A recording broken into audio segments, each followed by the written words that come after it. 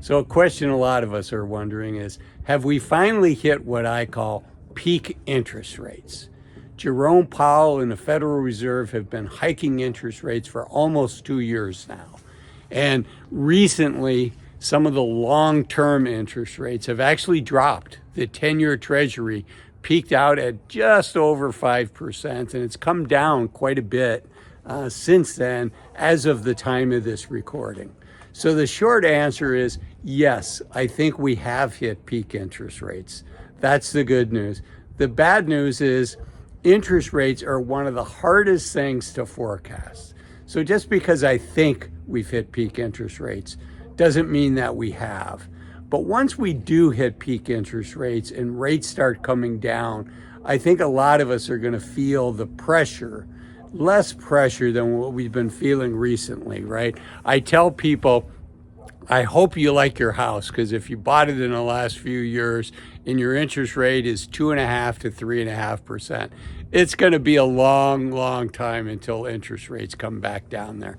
Now, it doesn't mean you stay in your house just because you got a good rate on your mortgage, but boy, it's a lot harder to jump from a 3.5% mortgage to an 8% mortgage than it would be to jump from a 3.5% mortgage to maybe 5%.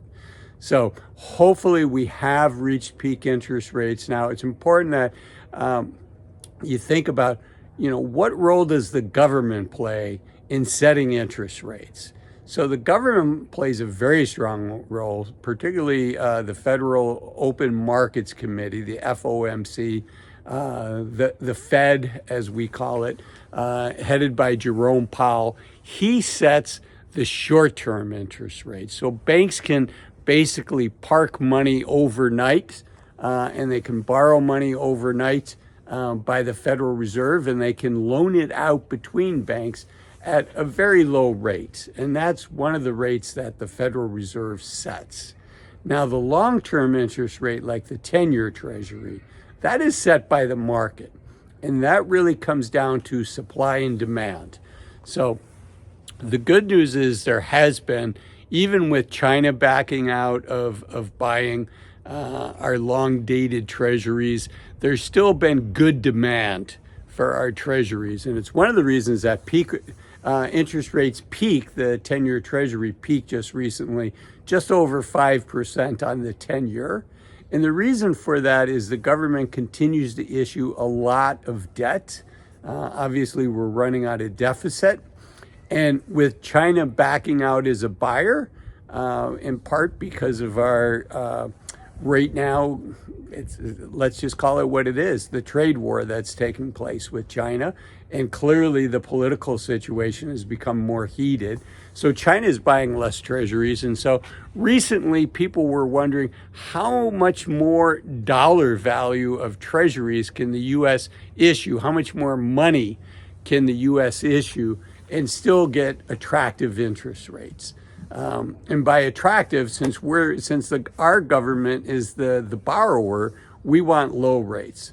And as I said, the 10-year Treasury recently topped out at 5%. It's come back quite a bit off of that, almost 0.75% within a couple weeks, which is a huge move for the long-dated treasuries.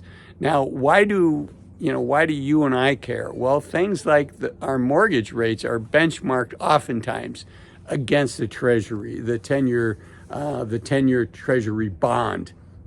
So we do care about that. The cost for businesses to have loans is going to be based off of a number of benchmarks. So it gets less expensive for businesses to expand, to invest in their company, to buy goods and services, which is good for the companies that are selling goods and services to them. And frankly, it's good for you and I because our employers have more money to invest in the employees. I think we've recently seen the tech companies go through some compression and layoffs and cutbacks. And it's starting to trickle through to other sectors also. The good news is it seems like the layoffs are done now in the tech industry, are largely behind us. The layoffs that had to take place are the companies wanted to take place, they did those. And my impression is we're kind of going through what I call a rolling recession. A lot of people are asking, why hasn't the U.S. fallen into a recession yet? And that is Jerome Powell's major feat that he's trying to do. He's trying to orchestrate what he calls a soft landing. You can hear the whistle in the background for the train, so I'm trying to move away from where that's going to be loud. But it's really, really hard to orchestrate a soft landing. Here comes the train. You'll see it in a little bit. And it looks like Jerome Powell may just pull it off. And a lot of smart people would say that if we do avoid a recession, it's as much due to luck as anything else. Now, Jerome Powell and his Fed, I'll move away so the sound's not quite so bad. Jerome Powell and his Fed have raised rates at a very quick pace. A lot of people would say too quickly. And people were very nervous that it was going to put us into a recession. But as of this recording, it looks like we might actually avoid that recession.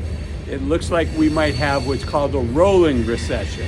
So the technology companies went through their pain, and now there's other sectors of the economy that are going through pain. But if I had a choice between a widespread recession or one that was focused in what I call a rolling recession, so maybe tech has their recession, then consumer products goes through their recession, and then manufacturing, and then services goes through their recession. That's a much better situation for the U.S. economy, because what you don't want is for all the industries to be laying off people at the same time. So the Fed's goal is really to try to harness in what frankly I've been celebrating, which is the increase in workers' wages. It's been a long time since workers have made progress on their wages. In the last couple of years has been good for workers. But Jerome Powell is worried because increased wages above inflation. I think Jerome Powell would love to see wage increases maybe being a 1.5% more than than the target inflation rate, which he has said is 2%.